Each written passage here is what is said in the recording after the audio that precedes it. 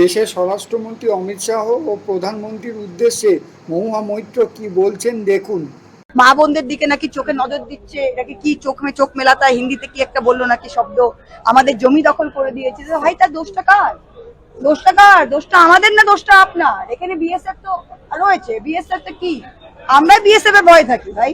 তাই অনুপ্রবেশ করছে, লোক আসছে, আমরা তো দেখি না। আমি আরেকটা কথা বলেছি, যেটা দিদিমণি আজকে মিটিং এও বললেন, যে শচীন দেব বর্মনের গানটা শুনেছেন যে বাংলা মায়ের কোল, সবকিছু আমরা কিন্তু বাংলা মায়ের কোল থেকে এসছি। এককালে আমরা অবিভক্ত বাংলায় ছিলাম। এইটা যে হয়েছে 71-এর পরে যেটা এসছে, আমাদের ভাষা এক, আমাদের মানুষ এক। এই প্রথম সরকার যেটা দেখলাম, বাংলাদেশ অনলি ফ্রেন্ডলি কান্ট্রি ছিল। আমরা তো আজীবন এখানে এই এরিয়াতেই আছি, তাই এখানে আমরা বাংলাদেশ অনলি ফ্রেন্ডলি কান্ট্রি ছিল। সেখানে দাঁড়িয়ে আজকে আপনারা বাংলাদেশিদের ডিমোনাইজ করে নিয়েছেন। আমরা কি হয়েছে, ভারতবর্ষের প্রত্যেকটা বিজেপি নেতা এমন করছে যেন বাংলাদেশের মানুষ সবাই নাকি বদ, বাংলাদেশের মানুষ অসভ্য। কই, আমরা তো কোনোদিন এটা দেখিনি। বাংলাদেশের সরকারের সাথে কোনো প্রবলেম হতে পারে, কিন্তু বাংলাদেশের মানুষ তো আমাদের ভাই বোন। বাংলাদেশের মানুষের সাথে আমরা কেন খারাপ ব্যবহার করি? আমাদের সবার পরিবার পরিজন আছে বাংলাদেশের মানুষ। এটা কি কথা? এই যে মানুষের মধ্যে সবসময় ভেদাভেদ সৃষ্টি করার, এই যে ডেমোগ্রাফিক বলছেন, এটা কি? এটা শুধু পরিষ্কার ভাষায় মুসলমানদের ধরে ফেলা, আর কিছু না।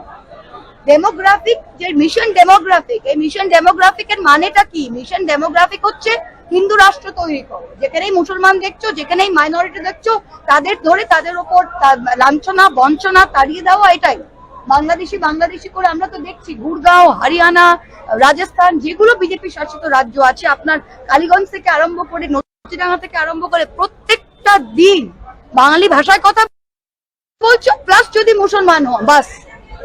ভাবতে পারছো আজকে আরে ঘুরিয়ে কি এনআরসি চালু করতে পারছে? তিনি তো সিএ করেছেন।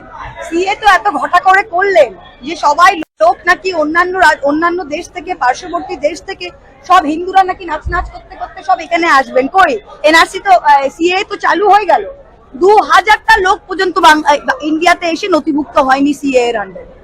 সেখানে দাঁড়িয়ে এটা এনআরসি করতে চাই, ব্যাকডোর দিয়ে, ফ্রন্ট ডোর দিয়ে, সব জায়গা দিয়ে এনআরসি করবে। এখন ভোট আসছে, এখন আবার লাফাচ্ছে।